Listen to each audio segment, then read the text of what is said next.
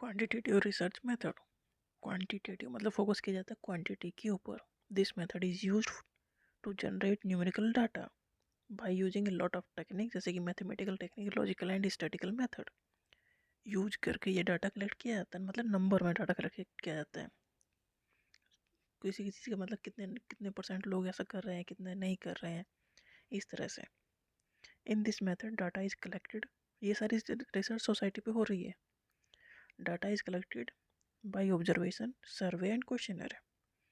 इस मेथड में जो डाटा कलेक्ट किया जाएगा, क्योंकि न्यूमेरिकल फॉर्म में डाटा ही है, वो ऑब्जर्व करके किया जाएगा। मतलब आप लोगों को देखो डायरेक्टली या इनडायरेक्टली, सर्वे करो, सर्वे करना, मिलो लोगों से, क्वेश्चनर करवा, मतलब एक उस पर पेपर छपा दो क्वेश्चन, उसके जो आंसर आपकी नज़र में वो टिक मार्क करवाओ। तो इस तरह से आप लोगों का जो बिहेवियर जानना चाहते हो या लोगों की थिंकिंग जानना चाहते हो किसी भी चीज़ को लेके, वो पता करने में हेल्प मिलेगी। तो सर्वे कर सकते हो कितने परसेंट लोग ऐसा चाहते हैं, कितने परसेंट लोगों को लगता है कि ये ठीक है या गलत है, इस तरह से। या लोगों के उस ग्रुप में रह के आप ऑब्जर्व कर सकते हो। इसमें ये बात है कि इसकी पॉपुलेशन हमें ज़्यादा लेनी पड़ेगी, क्योंकि क्वेश्चन कर रहे हैं आप 1000, 2000, 4000, 5000, कुछ भी आप पैम्पलेट छपवा सकते हो, और सैम्पल पे पॉपुलेशन तो बड़ी होगी इसमें, तो इसमें सैम्पल पॉपुलेशन बड़ी लेनी पड़ेगी। This method is use to examine cause and effect relationship between variables.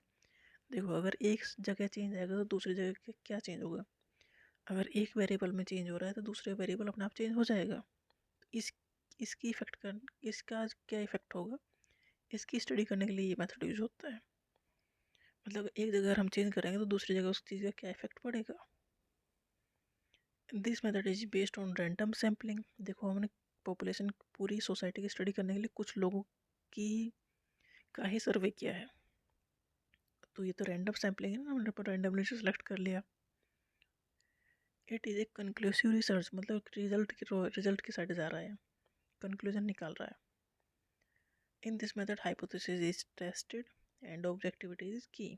मतलब सबका आंसर एक जैसा ही आएगा, आप कभी भी वो कर लो, तो इसमें ज़्यादा इफेक्ट डिफरेंस नहीं आएगा, क्योंकि आपने ऑप्शन दिए हैं तो कोई एक ही चूज़ करना है, तो इसमें ऑब्जेक्टिविटी मेंटेन रहेगी। इस मेथड के कुछ एडवांटेज भी हैं। ये फोकस करता है स्पेसिफिक प्रॉब्लम पे, क्योंकि आप ऑप्शन दे रहे हो तो आपने फोकस कर दिया कि ये इनमें से कुछ चूज़ करना है, तो फोकस एक स्पेसिफिक प्रॉब्लम पे हो गया। पर्सनल जजमेंट इसमें होगा ही नहीं, क्योंकि आपने ऑप्शन ही नहीं दिया पर्सनल जजमेंट का।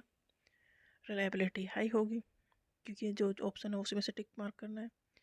Easy to analyse data, definitely easy होगा, क्योंकि इसके लिए कोई एक्सपर्ट नहीं चाहिए, क्योंकि ऑप्शन दिए हैं, उसके एनालिसिस आप कंप्यूटर से हो जाएगी, तो उसके लिए किसी एक्सपर्ट की होने की ज़रूरत नहीं है।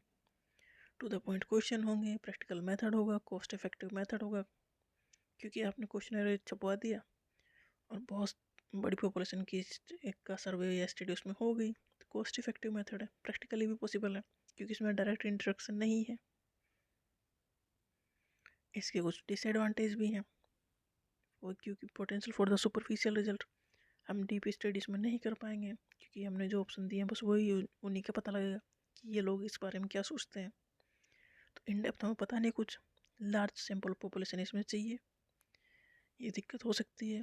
रेस्पॉन्स कैन भी सब्जेक्टिव, मतलब ये तो पर्टिकुलर इंसान के ऊपर डिपेंड करता है कैसा होगा वो।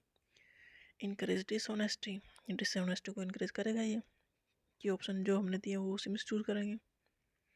लिमिटेड अमाउंट ऑफ इन्फॉर्मेशन इससे मिलेगी, ऑडियंस की जो ओपिनियन है वो हम पता नहीं कर पाएंगे, can not be given. Closed answer होंगे, क्लोज्ड आंसर का मतलब ये है कि एक आंसर से दूसरा आंसर आप पुट अप नहीं कर सकते इसमें। टाइम कंज्यूमिंग मेथड होगा, डेफिनेटली जितनी पॉपुलेशन ज़्यादा बड़ी है तो टाइम लगेगा इसमें। ये कुछ है डिसएडवांटेज इस मेथड की।